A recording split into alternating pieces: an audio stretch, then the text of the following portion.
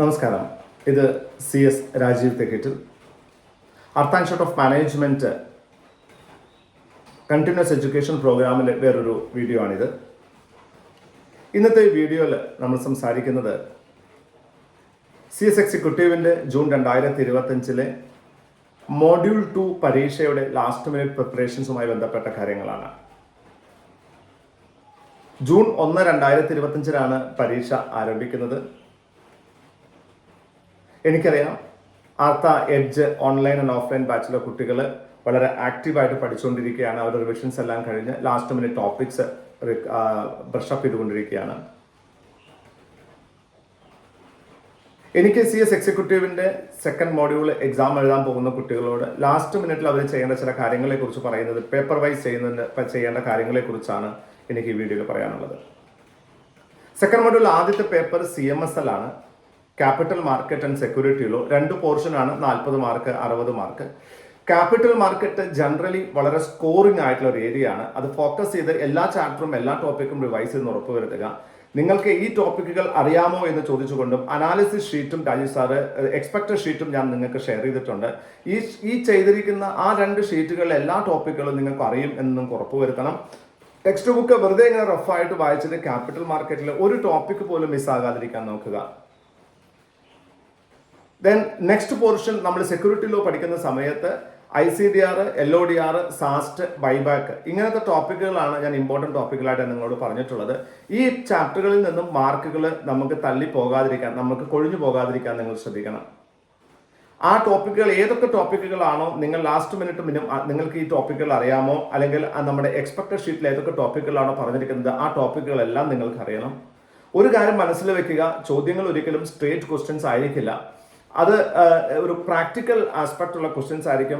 നമ്മുടെ Artha institute of മാനേജ്മെന്റിൽ നമ്മുടെ അർത്ത എഡ്ജ് ക്ലാസ്സുകൾ നടക്കുന്ന സമയത്ത് ഞാൻ ആൾറെഡി ഇതിനെക്കുറിച്ചെല്ലാം എക്സ്പ്ലെയിൻ ചെയ്തിട്ടുണ്ട്. എങ്ങനെയാണ് ക്വസ്റ്റ്യൻസ് വരിക, അതെങ്ങനെയാണ് മനസ്സിലാക്കേണ്ടത്, എത്ര പ്രാവശ്യം വായിക്കണം, പ്രാക്ടിക്കൽ ക്വസ്റ്റ്യൻസ് എങ്ങനെയാണ് മനസ്സിലാക്കേണ്ടത്, എവിടെയാണ് നിങ്ങൾക്ക് തെറ്റുകൾ വരിക എന്നുള്ളതൊക്കെ ഞാൻ പറഞ്ഞിട്ടുണ്ട്. അത് മനസ്സിൽ വെക്കുക. പ്രാക്ടിക്കൽ ക്വസ്റ്റ്യൻസ് ആയിരിക്കും കൂടുതലും വരാൻ സാധ്യത. പ്രാക്ടിക്കൽ എന്തെങ്കിലും പ്രോബ്ലം അല്ലെങ്കിൽ സിറ്റുവേഷൻ ഓറിയന്റഡ് ക്വസ്റ്റ്യൻസ് ആയിരിക്കും വരിക. ക്വസ്റ്റ്യൻസ് ഒന്നിലധികം പ്രാവശ്യം വായിച്ച് ഉത്തരം എഴുതാൻ ശ്രമിക്കുക. ഒറ്റയടിക്ക് ഉത്തരം എഴുതാൻ ശ്രമിക്കാതിരിക്കുക. അർത്ത് ഇൻസ്റ്റിറ്റ്യൂട്ട് ഓഫ് മാനേജ്മെന്റിന്റെ അടുത്ത ബാച്ച് ഓൺലൈൻ ആൻഡ് ഓഫ്ലൈൻ ക്ലാസ്സുകൾ ജൂൺ 2nd വീക്കിൽ ആരംഭിക്കും. അഡ്മിഷൻ അവസാനത്തെ സ്റ്റേജിലാണ്. CMSL കേസ് ലോ വരുമോ എന്ന ചോദ്യത്തിന് കേസ് ലോ വരാനുള്ള സാധ്യത ഭയങ്കര കൂടുതലാണ്. 20 മാർക്കിന്റെ ക്വസ്റ്റ്യൻ, ആ പ്രാക്ടിക്കൽ ക്വസ്റ്റ്യൻ തന്നെ ചിലപ്പോൾ ഒരു നോൺ കേസ് ഓറിയന്റഡ് ആയിട്ടുള്ള ഒരു സിറ്റുവേഷൻ, ഒരു ക്വസ്റ്റ്യൻ ആകാനുള്ള സാധ്യത കാണുന്നുണ്ട്.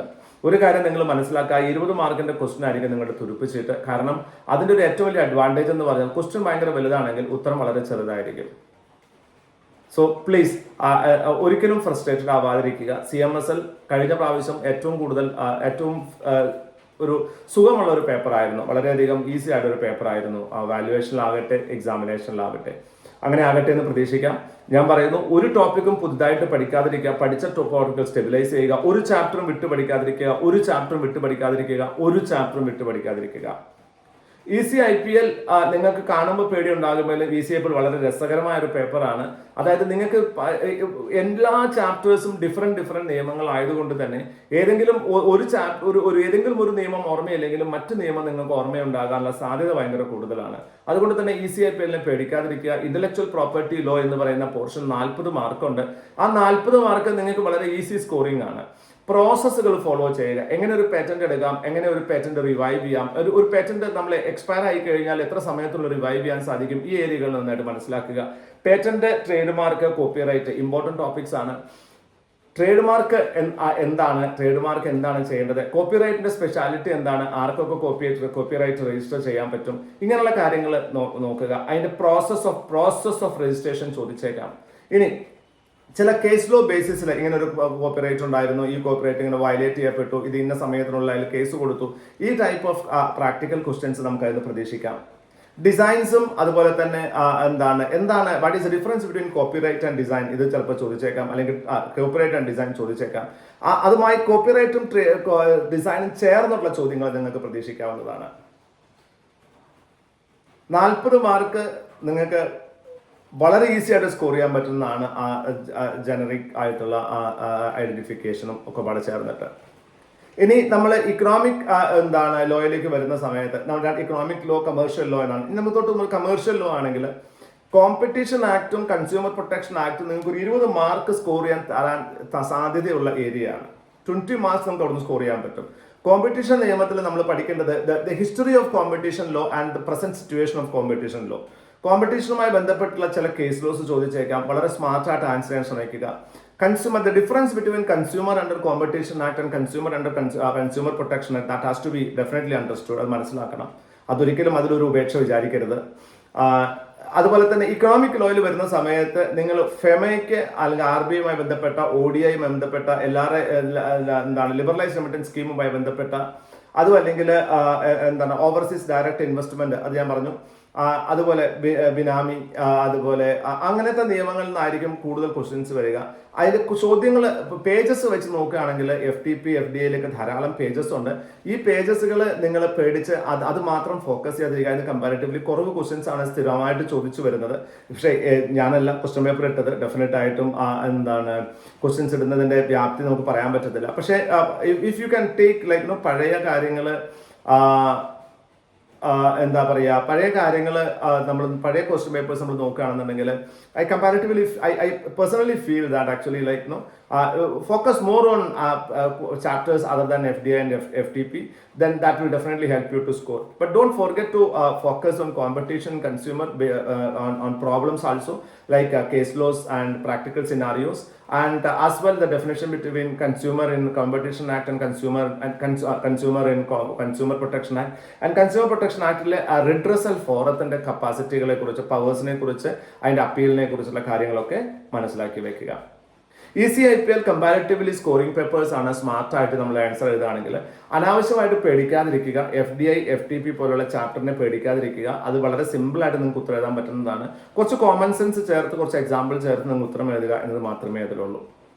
ടാക്സ് ലോയിൽ എനിക്കൊന്നും പറയാനില്ല. ടാക്സ് ലോ നമ്മൾ മാക്സിമം പ്രോബ്ലംസ് ചെയ്തിട്ടുണ്ട്. ഇനിയുള്ള ദിവസങ്ങളിൽ, പരീക്ഷയുടെ അടുത്ത ദിവസങ്ങളിൽ നിങ്ങൾ ചെയ്യേണ്ടത് ടാക്സ് ലോയുടെ ഓരോ ചാപ്റ്ററിനും, അതിപ്പോൾ നമ്മൾ അഗ്രികൾച്ചറൽ ഇൻകം ആവട്ടെ, സാലറി ആവട്ടെ, ഹൗസ് പ്രോപ്പർട്ടി, സിംഗിൾ ടോപ്പിക്കുകളിൽ നിന്ന് 1-2 പ്രോബ്ലം വെച്ച് ചെയ്യുക. കൺസോളിഡേറ്റ് ആയിട്ട് ഒരു പ്രോബ്ലം ചെയ്യുക, 1-2 പ്രോബ്ലം ചെയ്യുക. ഇതോടുകൂടി നിങ്ങളുടെ ലാസ്റ്റ് ഡേ ഡിവിഷൻ അവസാനിക്കും. GSTയിൽ നിങ്ങൾ ഫോക്കസ് ചെയ്യേണ്ടത് ഈ ഇൻപുട്ട് ടാക്സ് ക്രെഡിറ്റ്, അതുമായി ബന്ധപ്പെട്ടിട്ടുള്ള റിവേഴ്സ് ചാർജ് മെക്കാനിസം വഴിയുള്ളത്, ഫോർവേഡ് ചാർജ് മെക്കാനിസം വഴിയുള്ള ITCയുടെ ക്രെഡിറ്റും ഡെബിറ്റുമായി ബന്ധപ്പെട്ട കാര്യങ്ങൾ, ദെൻ കോമ്പോസിഷൻ ലെവിയുമായി ബന്ധപ്പെട്ട കാര്യങ്ങൾ, ദെൻ അതുപോലെ തന്നെ ഈ ഇൻപുട്ട് സർവീസ് ഡിസ്ട്രിബ്യൂഷനുമായി ബന്ധപ്പെട്ട കാര്യങ്ങൾ, അതുപോലെ place of supply, time of supply, price of supply, section 15. ഇതൊക്കെ നിങ്ങൾ എന്ത് ചെയ്യണം, ഫോക്കസ് ചെയ്ത് പഠിക്കണം. ദെൻ അവസാനത്തെ ചാപ്റ്റർ ഉണ്ട്, അതായത് ഈ GSTയുടെ അവസാനത്തെ ചാപ്റ്റർ. ആ അവസാനത്തെ ചാപ്റ്ററിൽ പ്രൊസീജിയറൽ കംപ്ലയൻസസ് എന്നൊരു ചാപ്റ്റർ ഉണ്ട്. ഈ ചാപ്റ്ററിൽ ഫോംസ്, അതായത് രജിസ്ട്രേഷൻ സമയത്ത്, ഫയലിംഗ് സമയത്ത്, കോമ്പോസിഷൻ ലെവി ഉള്ള ആൾക്ക് ഫയൽ ചെയ്യാനുള്ള ഫോംസ് എങ്ങനെയാണ്, 3 മാസത്തിലൊരിക്കലാണോ, അവരുടെ ആനുവൽ റിട്ടേൺ എങ്ങനെയാണ് ഫയൽ ചെയ്യേണ്ടത്, ഇങ്ങനത്തെ ടോപ്പിക്കുകളും അതിന്റെ ഫോമുകളും ഓർത്തിരിക്കാൻ ശ്രമിക്കുക. കസ്റ്റംസ് നിന്ന് നമുക്ക് പ്രതീക്ഷിക്കുന്ന 5 മുതൽ 7 മാർക്കിന്റെ ക്വസ്റ്റ്യൻസ് ആണ്. അതൊരു പ്രൊസീജിയറൽ, വളരെ സിമ്പിൾ ആയിട്ട് ചെയ്യാവുന്ന ഒരു ചാപ്റ്റർ ആണ്. അപ്പൊ ഈ ഒരു മോഡ്യൂള് നിങ്ങൾക്ക് കമ്പാരിറ്റീവ്ലി പേടിക്കേണ്ട മോഡ്യൂൾ അല്ല. ഞാൻ പറയുന്നത് വളരെ മനസ്സിലേക്ക് എടുക്കുക. പുതിയ ടോപ്പിക്കുകൾ പഠിക്കാതിരിക്കുക. ടെക്സ്റ്റ് ബുക്കിലെ എല്ലാ ഏരിയകളും ഞാൻ കവർ ചെയ്ത് ഉറപ്പുവരുത്തുക. രാജീവ് സാർ അയച്ചു തന്ന ലാസ്റ്റ് ഡേ നോക്കിയിട്ടുണ്ടോ എന്ന് ചോദിക്കുന്ന ടോപ്പിക്കുകൾ, അല്ലെങ്കിൽ നമ്മുടെ എക്സ്പെക്ടഡ് ഷീറ്റിലെ ടോപ്പിക്കുകളെല്ലാം നിങ്ങൾക്ക് അറിയുമെന്ന് ഉറപ്പുവരുത്തുക. ടാക്സ് ലോ ആണെങ്കിൽ പ്രോബ്ലംസ് നിങ്ങൾ എക്സാമിന്റെ തലേ ദിവസം മിനിമം 2-3 പ്രോബ്ലം ഓരോ ചാപ്റ്ററിലും ചെയ്തിരിക്കണമെന്ന് ഉറപ്പുവരുത്തുക. ഇത്രയും ചെയ്യുകയാണെങ്കിൽ നിങ്ങൾക്ക് ഈസി ആയിട്ട് നിങ്ങൾക്ക് പരീക്ഷയ്ക്ക് പോകാൻ പറ്റും. So there is nothing to worry. വളരെ ഫോക്കസ്ഡ് ആയിട്ട് പരീക്ഷയ്ക്ക് പോകുക. ബിക്കോസ് ഐ നോ ദാറ്റ് നിങ്ങളൊരു സ്വപ്നം കൊണ്ടാണ് ഇങ്ങോട്ട് വന്നിട്ടുള്ളത്, കമ്പനി സെക്രട്ടറി ആകാൻ വേണ്ടി വന്നിട്ടുള്ളത്. ആ സ്വപ്നം സാക്ഷാത്കരിക്കാനുള്ള ഒരു അവസരമാണിത്. ആരുടെ സ്വപ്നം സാക്ഷാത്കരിക്കുക? ആരാണോ ഫോക്കസ്ഡ് ആയിട്ടുള്ള ഒരു അപ്രോച്ചോട് കൂടി ഇത് എഴുതാൻ ശ്രമിക്കുന്നത്, അവരുടെ സ്വപ്നമാണ് സാക്ഷാത്കരിക്കുക. So there is nothing to worry. You can do this and you will do this. And എനിക്ക് ഭയങ്കര ഉറപ്പുണ്ട് അതിൽ.